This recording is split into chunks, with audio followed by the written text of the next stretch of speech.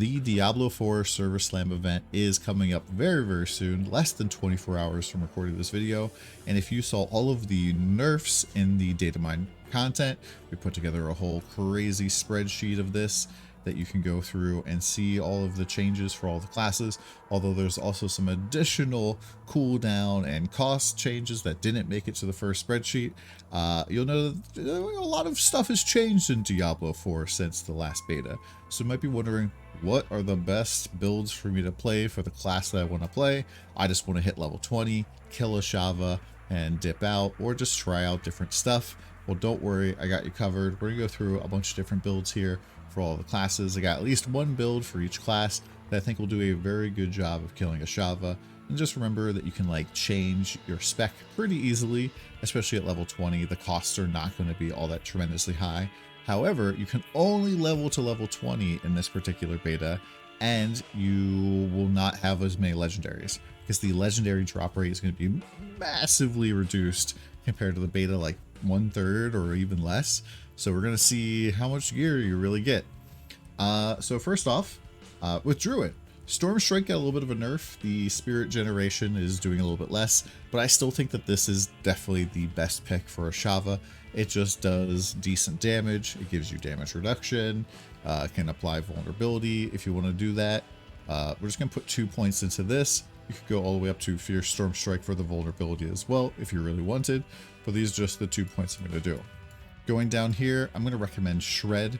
Shred got kind of a little bit of a buff, a little bit of a nerf. Now it makes it so that the first attack always dashes to a target, which means if you go and take this node down here, all 3 attacks are going to dash to a target, which makes staying on a Shava way easier than it ever was before. This node here got a little bit of a nerf in that it used to heal for 2%, now it heals for 1%, but I still think that this will help keep you healthy against the Shava, which is going to be very important. We go over here for Predatory Instinct to get a little bit of crit. Crit is good, also especially with this node, which makes it so you crit harder. So overall pretty good. And then you have Digitigrade Gate. Yeah, that's how you say that word. Gives you an extra 3% movement speed while you're in werewolf form, which is pretty useful for, you know, staying up to pace with the boss. Over here in the defensive tree, you're going to get Earthen Bulwark, Cyclone Armor, and Blood Howl. Obviously, we're putting 1 point into each of these. If you can find an amulet that has like +1 defense, you can basically just not put any points into these and instead go up to here to like 2 points of abundance if you really want to make this Storm Strike give you a little bit more spirit than it did before. However, these 3 skills are just insane. Earthen Bulwark gives you a little bit like a beefy barrier for 3 seconds, and so that is very strong. Cyclone Armor is just a passive skill that's going to reduce all non-physical damage by 10%. If you hit the aspect for this, this basically also makes it do physical damage, and it affects everybody else around you, which is just insane. And then Blood Howl gives you a nice solid 20% heal every 15 seconds. I'm not really going to invest deep into this because I don't think it's worth it with your limited passive points, but going down to get more spirit is pretty nice later on. Going over here next, we're going to go and get Clarity. And what Clarity pretty much allows you to do is get 6 extra spirit when you transform into human form. So if you shred, it's going to cost you 35 spirit. And then you go and you shift out of werewolf form and you Storm Strike, you're going to generate 14 spirit. However, this with Clarity makes it generate an extra 6 since you're shifting back into human. So that's at 20 spirit. And then 1 more hit makes it so you've now generated a total of 34 spirit, which is almost enough to use Shred. So that kind of helps keep you spirit like heavy, basically, which is a pretty good thing to do. You won't be running out of spirit as much. You don't obviously have to do this if you don't want to. You could even go up to abundance, but I believe that this gives you more spirit now per point, but you know, you could do either way. Lastly, our last 2 points are going to go into Trample and Enhanced Trample. Trample had a massive damage buff, and now it's doing 75% damage, and that's, you know, quite a bit of damage, especially if you consider things like Landslide at level 1 is hitting for 75 damage, which is, you know, not that bad. And then this makes it so it does 150% more damage. And what that means is basically you're taking that 75 and you're timesing it by 2.5 because you have a 1% or 100% base. This is an additional 150%. So that is 187.5% damage to the first target you hit, which is always going to be a Shava as you catch up to the boss, or you like charge away, or just keep charging into it to do damage. Yes, it's on somewhat of a long cooldown, but I think this will be pretty good for killing single target bosses. Now you might notice that we have level 22 points. That's because you get 2 points from Renown while you're just going around and doing stuff. If you're short on points, you could probably drop a point out of Clarity, or drop a point out of Digigrade Gate, and that would be totally fine. Next up, we're going into the Necromancer. So Bone Splinters got massively nerfed. It used to basically do core skill damage. Now it doesn't really do much damage comparatively. It does 1/3 of the damage it did before. So it's not really going to be like clearing monsters out like it was. However, it's still a pretty good generator. It gives you 24% damage if you hit all 3 splinters, generates 6 essence, and most importantly, when you shotgun one enemy, you get 8% crit for 4 seconds, which does feed into our other bone skills. Here we're going to use Bone Spear. We're going to go up the top here to make enemies vulnerable when you hit them. We're also going up here to Imperfectly Balanced. This got kind of nerfed as well, but they reduce the cost and the damage, so it's kind of just like a flat push down of this. We're going to get 1 point in Blood Mist. You don't really need this particular skill point or skill at all if you're comfortable against the boss. And of course, if you get +1 defense, you could just pick this up without having to get this. But Blood Mist is kind of nice for like that, oh crap, I'm about to get hit by a Shava type of thing. Just pound this button real quick. I put 1 point into Death's Reach just so we can keep going down here. And then 1-1-3. You could go 3-1-1 if you want instead. Just this whole like bone section here is pretty good. And if we had more points, we would put more points into this as well. And that's pretty much it for the Bone Necromancer. I forgot to mention this on the Druid, but there's a lot of different skills that show up in the Fractured Peaks that you might want to check out. Most importantly are these 2 defensive aspects, and because this will help keep you healthy. This is from the main story quest. You get an item with this. We might not get that now. And then also the aspect of the Protector is incredibly strong as well, and both of these come from the Codex, so you can just slap them on your gear and be guaranteed to have them. In terms of dealing with your Book of the Dead minions, I highly would recommend sacrificing your Skeletal Skirmishers for a crit strike chance, and I believe that you probably would end up wanting to go Cold Mages. And I don't even remember if you get Golemir, but you probably just go attack speed. Your minions will explode and die against a Shava, so it's probably not worth bringing them to that fight. The other option for Necromancer, if you don't like the bone build, is to go a blood build. And this actually might be a lot stronger than once before. We go Hemorrhage. Hemorrhage is pretty nice because it gives us blood orbs. We also get Fortify, so if you are getting hit, Fortify will give you some nice little damage reduction of like 10%. Once again, we're going up to Imperfectly Balanced. And then I would probably recommend leveling as Blood Surge across this bottom line here with the Overpower.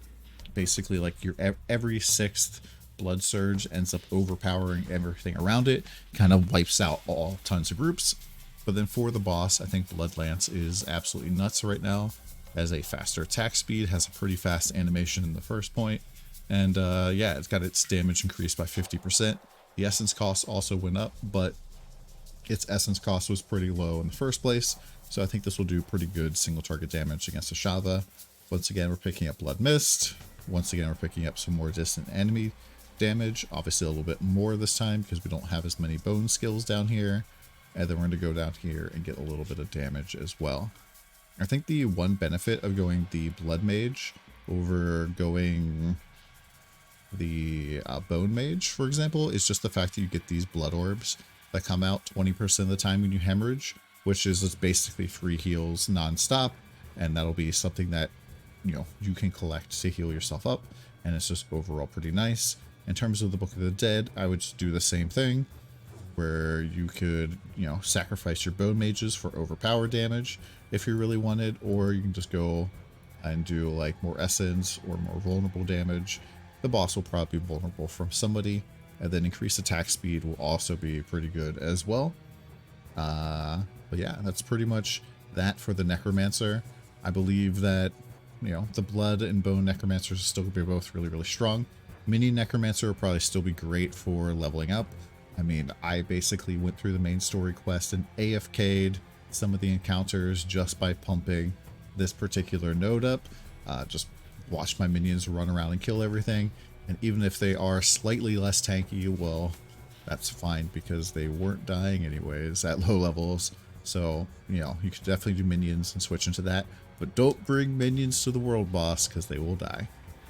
Next up, we have Sorcerer. Sorcerer kind of, I would say Sorcerer is kind of in both the best and the worst spot out of all of the nerfs. That might be kind of a little bit of a hot take, but Sorcerer basically had some of its ridiculousness pushed down, but then some of its really underperforming skills pushed up. And I still think that there's some underperforming skills that should get pushed up, especially the mastery area of the tree is still looking pretty bad.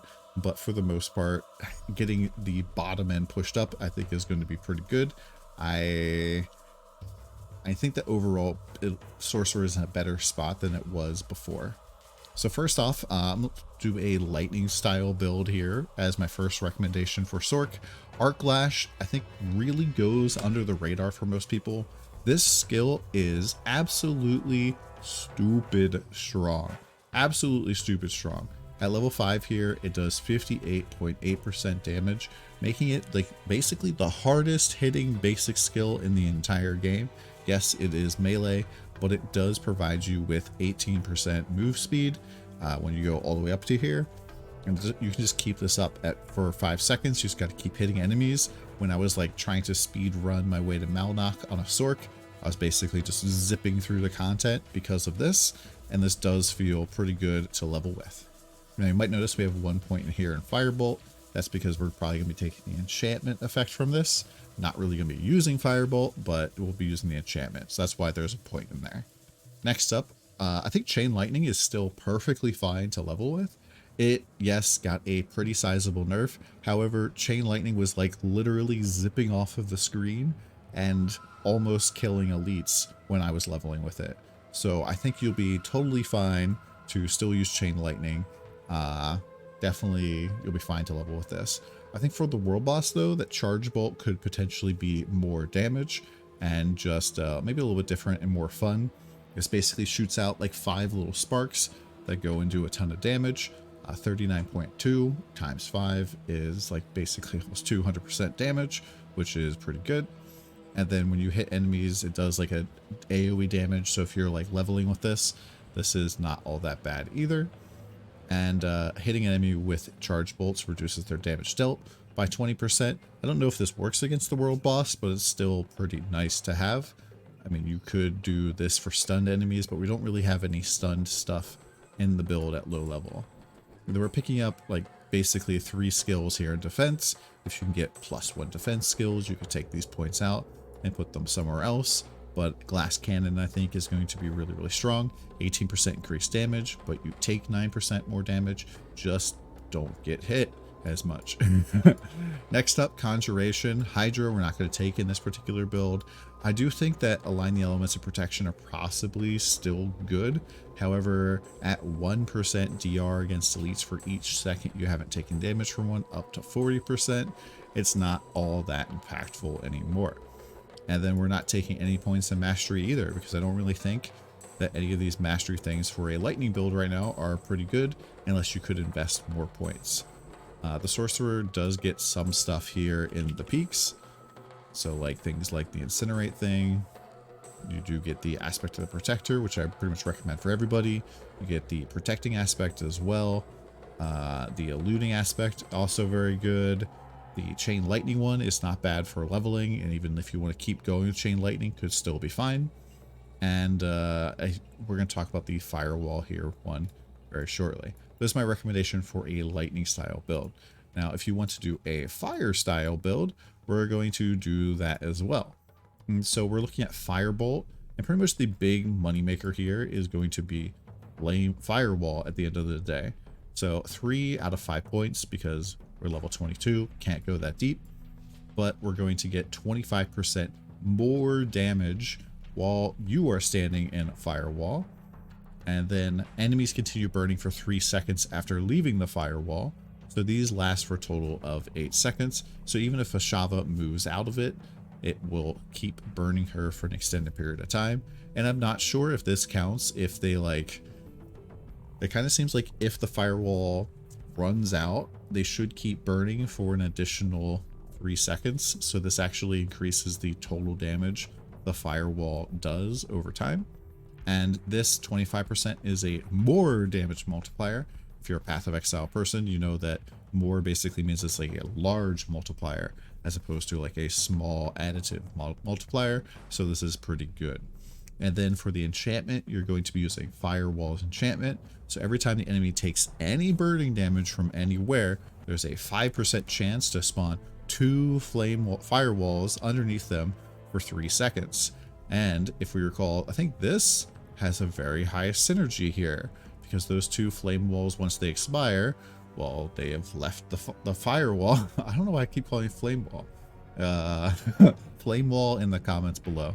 And so after the very short firewall expires, they're going to continue to get burned by it anyways. So I think that that is a very strong combination. Going back up the other way, we're actually going to get some of the Align the Element protection here, just because there's not really a lot of other good options at this point. You can't really put points into anything other than the mastery tree. You could, I guess, put these points into like Flame Shield or into Teleport or Ice Armor instead, if you like that. And we're going to get Glass Cannon like all other builds. And we're not going to put any points into Core because, yeah, it doesn't. Like, you don't want to be spending any of your points here. For leveling, you probably want to level like Chain Lightning still, and then switch into this. Maybe Fireball is pretty good. They did make Incinerate do more damage. You can try that out, test it out, see how things feel.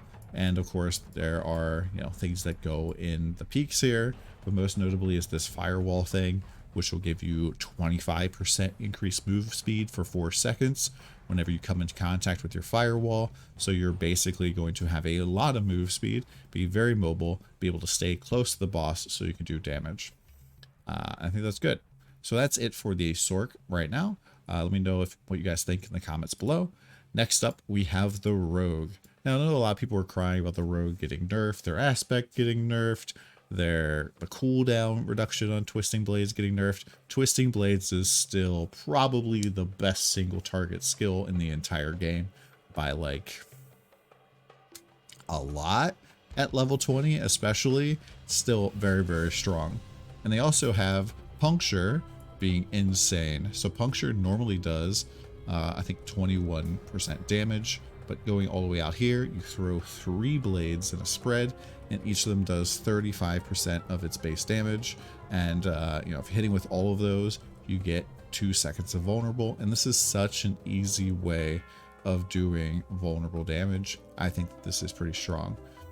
And you also get energy when you hit a crowd-controlled enemy, so that is pretty strong for getting more energy back. You notice that none of the basic skills for Rogue actually generate energy, so this is like a way to generate some energy.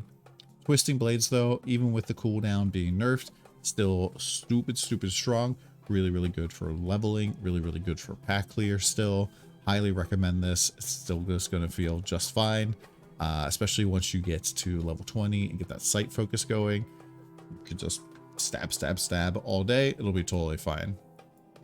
We're going to take 1 point in the Shadow Step, 1 point in the Dash. Dash can very easily get you out of trouble. It has a 12-second cooldown and 2 charges, whereas Shadow Step has a 9-second cooldown, and it puts you behind the target every single time. And this is really, really strong because Ashava, all of her attack patterns have a safe spot that is directly behind her. So even if she does the like 2-arm forward and pull back move, there's a safe spot directly in the middle behind her. And so you don't have to really think, you don't have to use your brain. You see Ashava doing something scary, hit Shadow Step and you're going to be fine. This is like so easy, so don't get hit forehead style skill. Just, you know, use Shadow Step. Weapon Mastery is going to give us more damage. We're either you're probably preferably going to have swords, so you're doing 9% increased damage here. You could use daggers, but I think swords are just better overall. And then concealment got a big buff. I think concealment is going to be pretty good for bossing. I think it'll be pretty good for just regular leveling in general either. And so you go to concealment, it gives you energy when you enter concealment. So if you find yourself in a situation where you're low on energy, you can just pop it off and get 40 energy back. And then skills that break concealment always make enemies vulnerable. So if you stab those first twisting blades into an enemy and then stab again, dash through the pack, and that twisting blades will follow behind you, making every enemy vulnerable. Next up, we're actually going to go Poison Imbuement. Poison Imbuement got a pretty nice little buff. It's going to make the next two skills deal poison damage and apply 100% of their base damage as additional poison damage over 5 seconds. And that's also increased by another 1 second. So I believe that should be like 120% of base damage. And then critical strikes of Poison Imbue skills deal 75% more damage. So that's quite a bit of damage there as well. You could go other things for like clearing packs, like Shadow Imbuement, I think is still super fine for clearing up groups of enemies. Note that the cooldowns on these are now 13 seconds, so it's a little bit longer than it was before. And yeah, that's Rogue for right now. I think Rogue's still in a really great spot. And it still has a bunch of stuff here in the Shattered Peaks that you can get. I don't think Flurry is all that good here though. What was I going to show? Aspect Protector, obviously, protecting aspect. Becoming injured while crowd control makes you unstoppable. This is pretty good.